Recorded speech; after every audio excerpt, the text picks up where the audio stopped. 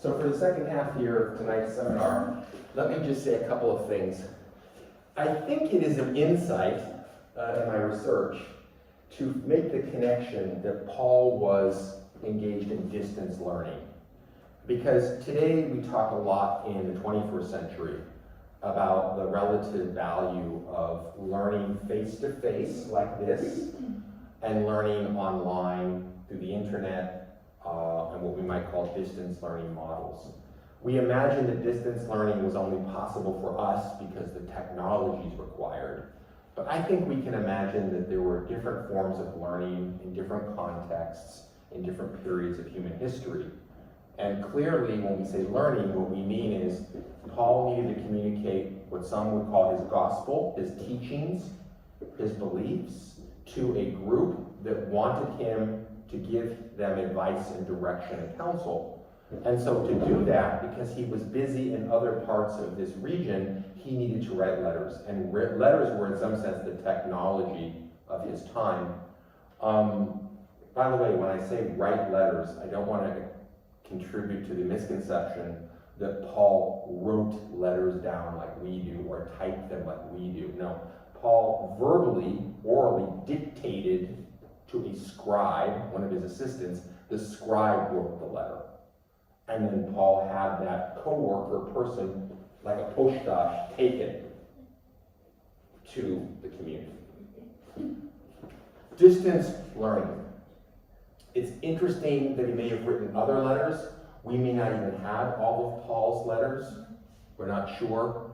But the ones that we have tell us he was communicating lessons through those letters to this community of learners. We also know, as I said, that Paul was, in fact, working with other people, not just himself. So he had what we might call teaching assistants today. And that those assistants would have served not only to carry letters, but also to possibly teach. We don't have firm evidence. We can't go back in a time capsule and watch. We actually don't know in all ways how people interacted in these churches and communities, but we can say, I think, there would have been good reason for, after the letter was read aloud to the community, for someone to say, excuse me, Paul said that we have to have head coverings, is that right? Or, excuse me, I think Paul said we can't go on Friday to the temple of Jupiter and actually eat the idol meat. Well, can we go on Sunday when there's some leftovers? Again, the real world is a world where people ask questions. And they would have been asking questions after these letters were read. And somebody who was assisting Paul would have had to answer, well, I think Paul means this. So it's a very dynamic environment. But because of the way we're taught, we forget really what's going on. And we kind of want to imagine that these letters are somehow sacrosanct, that they have nothing to tell us except that they were written by someone who dictated them through the hand of God. I think it could be true that God helped Paul to write these letters or to dictate them. But the problem is not stopping there. Once you read the letter aloud, people have questions. And you need assistance to help you. I think the beauty of Paul's faith, we talk about his pistis, his faith, is that he actually believed all Corinthians could learn. They could learn through Christ to follow God. That's an incredible optimism. We take it for granted because we're sitting inside of a Catholic-serving institution. We take it for granted because most of us are identified as Catholic or Protestant in Hungary. But in Paul's time, less than 0.0001% of people, not even 1%, would have been identified as Christ following. So there's an incredible optimism that Paul has, that all people can learn about the living God.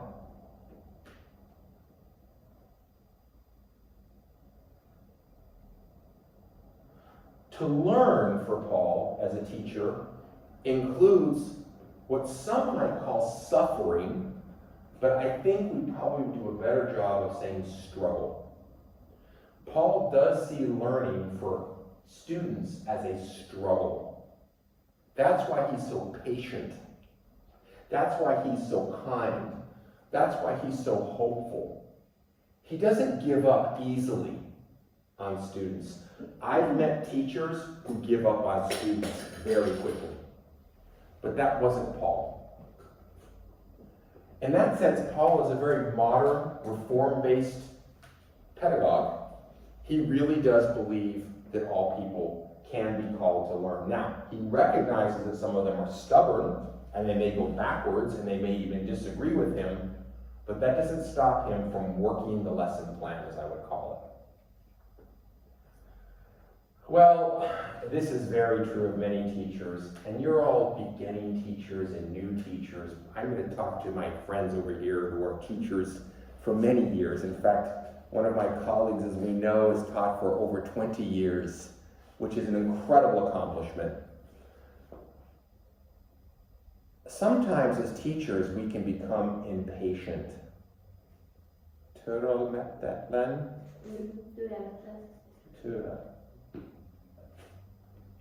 We can be too narrow, too strict.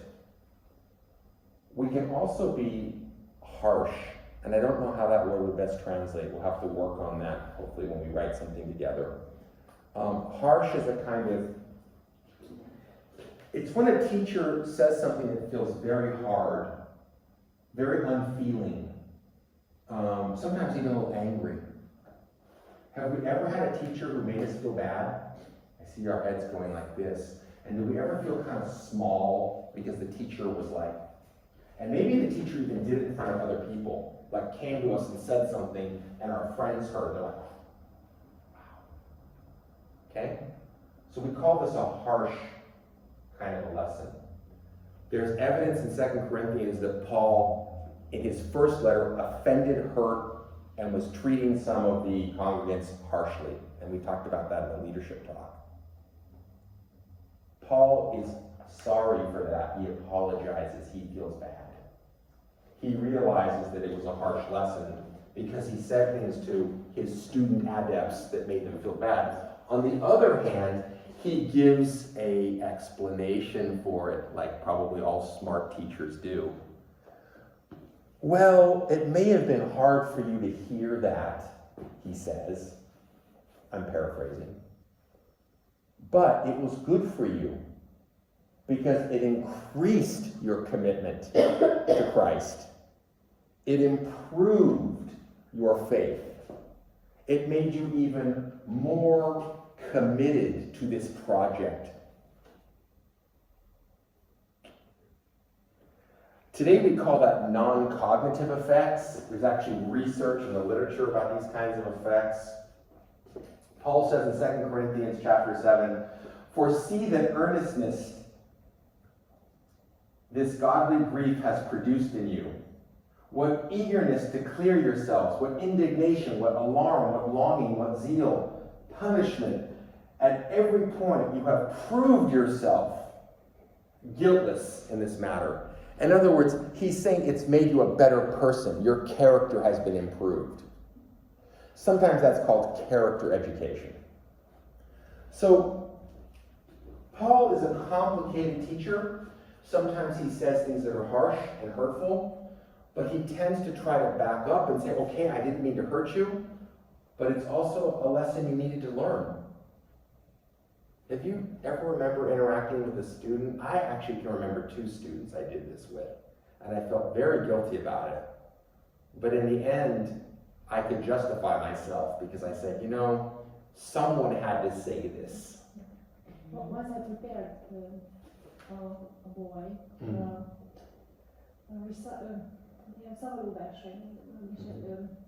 Verseny, a story. No? Or competition. For a competition. Yeah, competition. And it was, he wasn't intelligent at all. Right. Right. And as the day comes, came, I was angry, and I hurried him. And I went someone, and he started to cry. And after that, I called his mother to tell her what happened. And said, yeah, they said no, my son is not so religion. But after the competition, I think he won. Yeah, right. And after we talked about this, and yes, I said I'm sorry for this, but I had to be harsh because of you. I love this story. This tells me that what you lived and what you've done as a teacher, and you're a master teacher, is echoed in the work of Paul. And we can criticize Paul looking back on him, but we know we've done this. The question is, you reached out to the mother to connect, you double-checked on how he was doing, and then you found a way for him to have space and time to come back to what was important. I think these are lessons, and I think we can draw from Paul not perfect examples of teaching, but very real human examples. Thanks for sharing that. My story didn't end quite as nicely, so I'm not going to tell it. Diligence, introspection, self-assessment. These are the kinds of words we would use today to describe the subject, this young person. But I think for Paul, his adult learners, he felt that they really needed sometimes to look at themselves. In fact, he calls for it again and again. In our next seminar, I'm going to say more about that, how Paul demands that they actually self-reflect. So, one of the most difficult things in trying to talk about Paul is, on the one hand, when I put things in quotations, I'm letting us know this is not really true in the sense that it's an analogy. I can't say that there was a school. There was no school. And I can't even necessarily argue firmly that Paul had a curriculum, because he was not teaching in a Catholic high school where there's a syllabus and you have to cover every reading, and by the end of it you're done, and then the students take an exam. There was nothing like that. It was very open, very informal. But I think we can argue, when we look at Paul's writings in many, many passages in these two letters, that he does believe that there are ethical principles. He talks against people who are drunk. He talks against people who are adulterous. He talks against people who are backbiting and, what is the word, pletgash. But he talks against that, like, don't do that. He has all sorts of prescriptions about what to do and what not to do. And I think that's why I say it's a kind of Torah. Remember, Paul is Jewish. There is no Christian in this period. There's only people following Christ. Paul is a Jew following Christ. Paul's Judaism, his experience as a young man, probably led him to understand what good values are, and he shares those with his Greek Corinthians.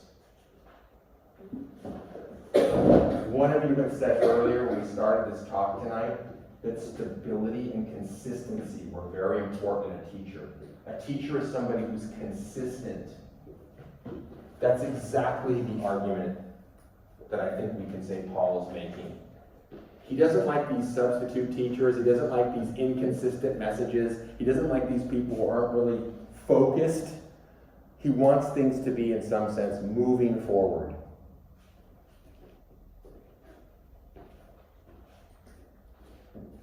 Now, this is the part that made us laugh earlier, because we all remember the substitute teacher.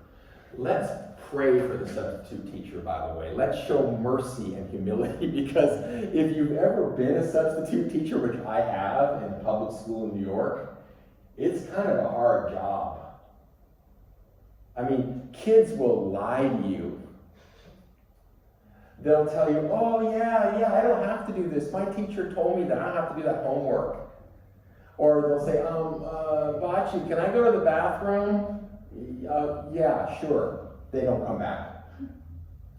So let's feel a little sorry for the substitute teacher. But in Paul's case, he's angry at these teachers who are not masters.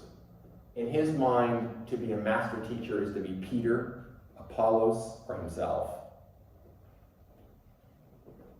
And he also is very clear that there's a hierarchy of teaching capacity, teaching ability, teaching wisdom. I'm going to argue that he sees the apostles as the actual wisest meshderets. And then he makes room for what he calls the prophets, which we don't really know what he's saying. We don't know if there were prophets in Corinth. And this is what's strange. He names these categories, but we never get the persons to go with it. So it's hard to draw these inferences. Like, if he says apostles, well, that's easy because you can literally look at the names he's giving you. But when he says prophets, we don't get any names. Same with teachers. He mentions the category, the social category of teachers. They're the next wisest people to teach you Corinthians, he says. They're not substitute teachers. They're good teachers. They're assistants. But we never get any names.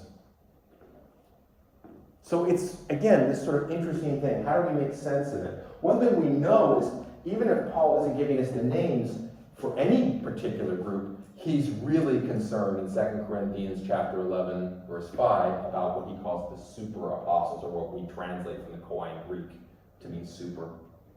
It's ironic. It's not meant to be good.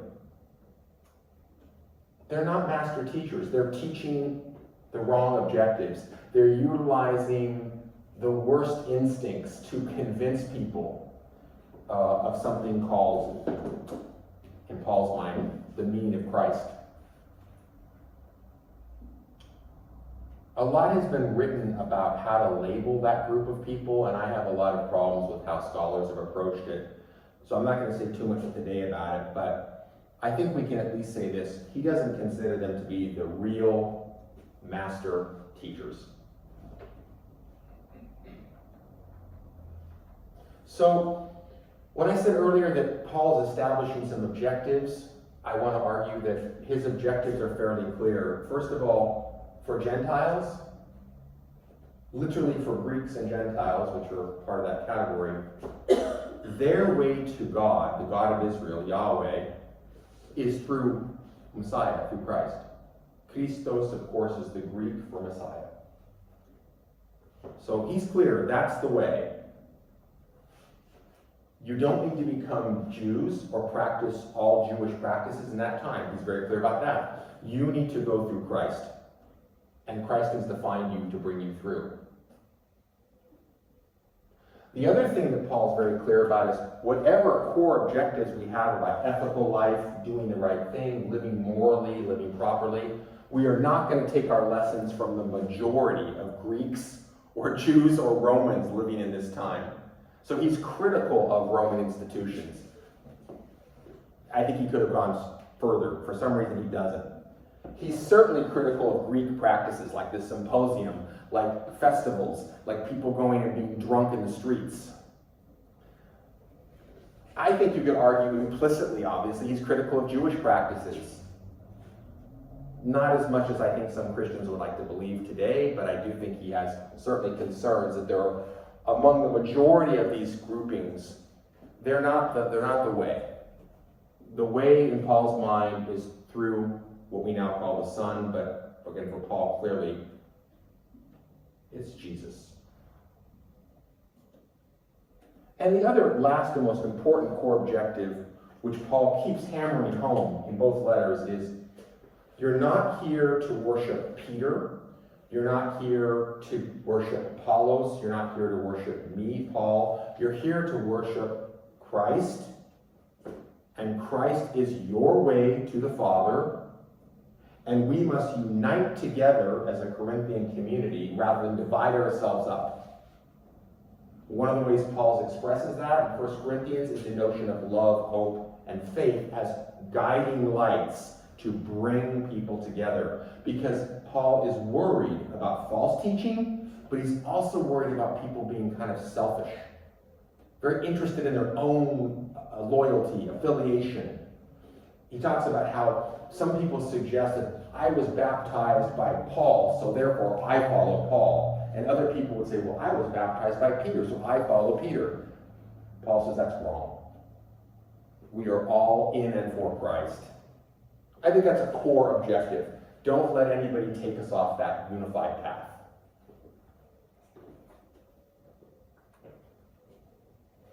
And this is related to the idea of we're not taking our lessons on how to live our lives from the majority of these other groupings. Even though we might be Greek, Jewish, and Roman, we're not going to take those categories and use them to live in the time that remains. Instead, we're going to think of ourselves, which is in the Old Testament again and again, a remnant, a part. Even in the Jewish text, it's very clear in the prophecy text, Isaiah, there's a remnant that will survive. Not all Jews will survive. If Jews tell other Jews, you may not make it. Well, this is Paul's thinking. He's telling Greeks, you're not going to make it if you don't understand the Christ. He's telling Jews, in some sense, that same story. Romans, he's sort of quiet about them. I don't quite know what he really thinks about the average Roman citizen. It's hard to say. But basically, it's a remnant, which is a very difficult concept for many Christians today, because my friends in the States who are very ecumenical and also very open-hearted, very loving, very wanting to bring all peoples together in their faith, when they hear that Paul acknowledges that not everyone's going to make it into this next place, this way, this path, it feels kind of anti-Christian to them. Like, well, isn't it about salvation for everybody? And I always say, of course it is. Just like, isn't every lesson in a classroom for everybody? But only a remnant of students often go on to the next higher level to become the professors. We already know that there's in every group a group who will be called into something different. He's sort of using that logic. But he's not pointing at people, you're going to hell, you're going to heaven. Paul really never says anything about that. There is no concept for Paul in his letters of heaven and hell. There's no, you're going here, you're going there. We brought that on later. I think for Paul, it's more of the idea to be elected, to be called, is like Jacob and Esau. It's like many different stories in the Old Testament. There are people who are being brought into relationship. So I think, again, Paul is open. He's hoping everyone can learn, but he's a bit realistic too. All right, quickly on the last piece around the project-based learning, the collection. We agreed the collection is about transferring money from one church to another. Now remember, these weren't quite churches, they're more like houses, so he's having to have his co-worker Titus like kind of go to the houses and say, okay, you Corinthians who are with us, let's gather that money and then let's take it to Jerusalem. Now interestingly, Paul is aware that people are cynical and skeptical about what he's going to do with that money. He has to affirm to them that Titus won't lose it. That sounds a lot like today. You know, it's like when you have your students do something and you tell them, okay, the science project requires you to go outside to the yard and collect some data, and I want you to go out there and then I want you to come back. You know, well, some are going to go out there and they're going to get lost and do nothing, and some are going to come back. I think Paul was very aware that people were anxious. Will this money be used for Paul? Will this money be used for Titus? Will this money fall away? How will we know? So again, very human problem. But Paul basically says, look everybody, it's not just about the practical, it's about the spiritual. Are you capable of giving to somebody other than yourself? So Paul has to do all of these things with a very large assignment over many months, transferring wealth from different communities into the Jerusalem congregation where James is leading. And we basically know that for Paul, it would have been almost impossible to coordinate as a teacher all of this action. He's just at a distance. So he's relying on others to do the right thing. His co-teachers, his co-assistants, his co-workers. One last thing for my colleagues when we're talking about our workshop, rubrics and metrics and grades, Paul has none of those. So one of the ways we can motivate students sometimes is by giving them grades. If you don't do the work, you get a 1. Paul couldn't say to his Corinthian congregations, if you don't do the collection, you get a 1. Different world. So we know a couple things as we close out tonight. Paul was called to lead and teach by God for Israel. And when I say for Israel, I think we forget that for Paul, he's not talking about Israel today. He's not talking about the continuous lines of when we look on the map and say that's Israel. He's talking about a notion that is built into biblical understanding, certainly as someone who had at least had a somewhat Pharisaic outlook, without having to be a Pharisee himself, but just a person who was thinking along the lines of resurrection and other common themes in the Pharisaic tradition. He would have been thinking about, again, return with and to the God of Israel.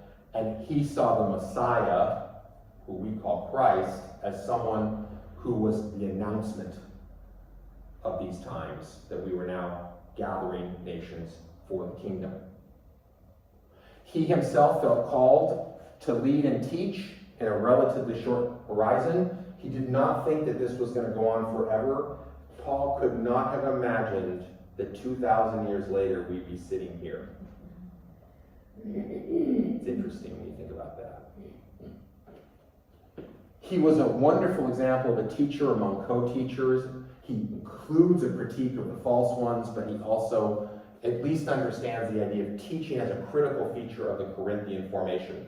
First to apostles, second to prophets, third to teachers. He understands that they will be a critical part of forming the community. But he is dealing with adults.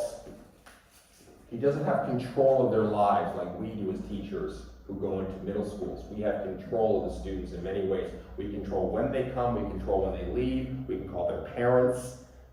Can't do that in his world. Nonetheless, he still takes seriously that he can teach a community of learners at a distance by giving them advice and feedback, as we'll show next time.